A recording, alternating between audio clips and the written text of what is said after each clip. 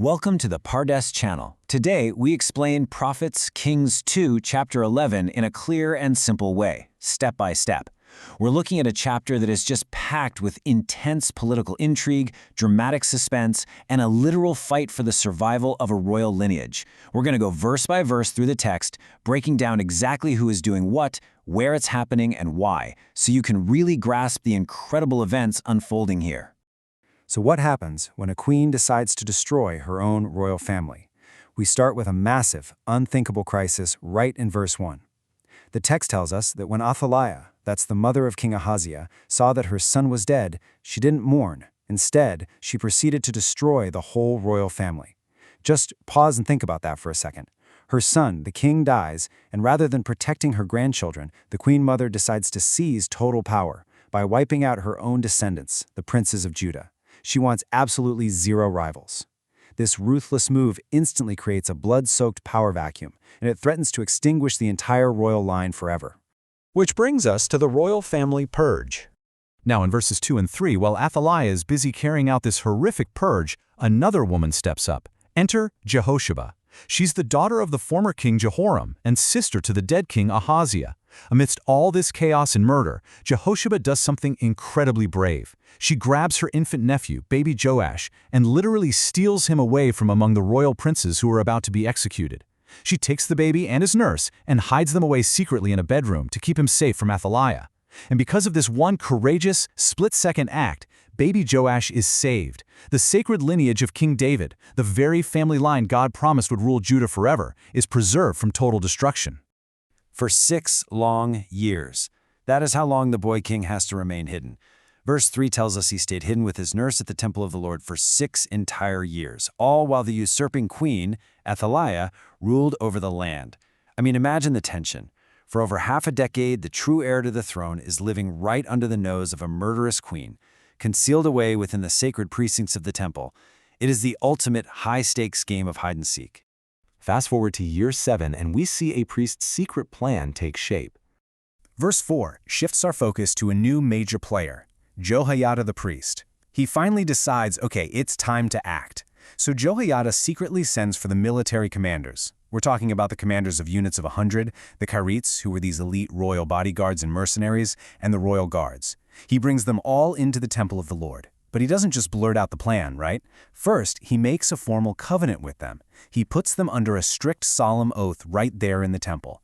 And only after securing their absolute loyalty does he reveal his incredible secret. He brings out the king's son, Joash, who is now a 7-year-old boy. Now, Jehoiada isn't just a spiritual leader, he is a master tactician. Verses 5 through 7 detail his exact military logistics.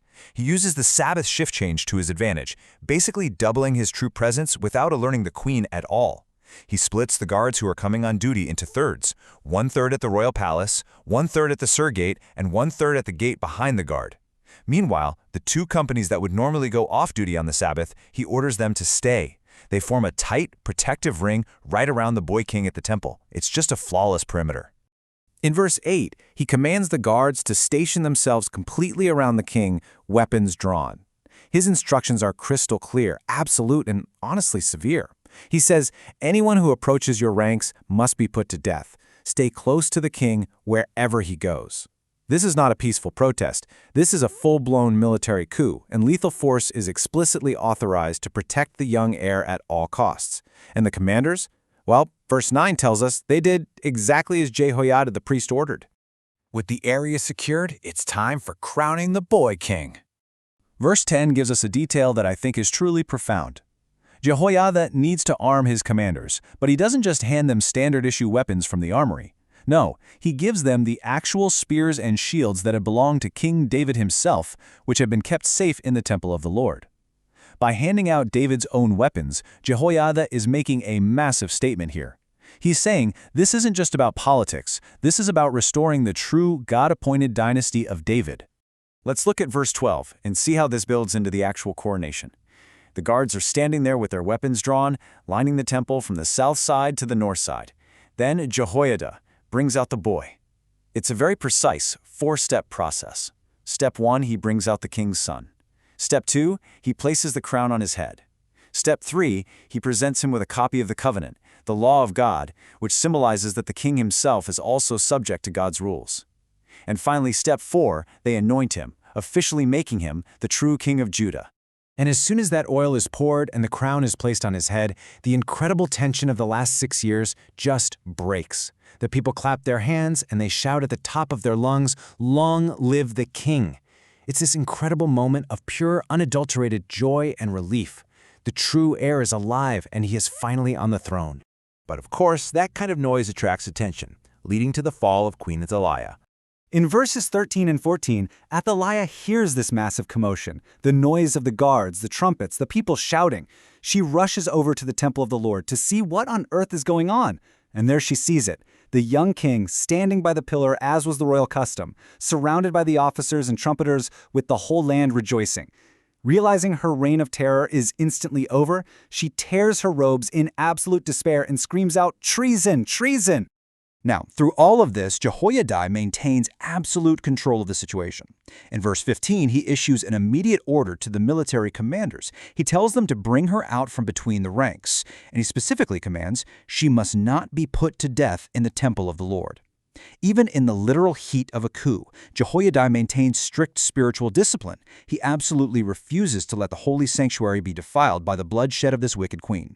So verse 16 gives us the final detail of Athaliah's demise. The guards seize her, and they lead her away to the place where the horses enter the palace grounds. And it's right there, outside the sacred temple area, that the usurping Queen Athaliah is finally put to death. Her illegitimate and brutal rule is officially over. With the queen gone, we see a new covenant established. Verse 17 brilliantly outlines how a broken nation starts to heal. Jehoiada initiates a dual covenant. First, and definitely most importantly, he makes a covenant between the Lord, the king, and the people, declaring that they would once again be the Lord's people. They're hitting reset on their spiritual compass. Then, second, he makes a covenant between the king and the people, essentially establishing a just social contract after years of absolute tyranny. Inspired by this renewed covenant, the people don't just, go home and celebrate. They take immediate, decisive action. Verse 18 tells us that all the people of the land marched straight to the temple of Baal, which was a foreign storm and fertility god whose worship Athaliah had heavily promoted, and they completely tore it down. They smashed the foreign altars and idols to pieces, and they even killed Mattan, the priest of Baal, right in front of the altars. They are physically wiping out the idolatry that had infected their nation. Afterward, Jehoiada makes sure to post guards at the temple of the Lord to keep it secure. Verses 19 and 20 describe the peaceful aftermath. Jehoiada, the commanders, the guards, and all the people proudly escort their new king down from the temple and into the royal palace. The young king finally takes his rightful place on the royal throne. And the text tells us something really beautiful here. All the people of the land rejoiced, and the city was quiet. The political upheaval has concluded peacefully. After years of murder, hiding, and fear, calm finally returns to Jerusalem.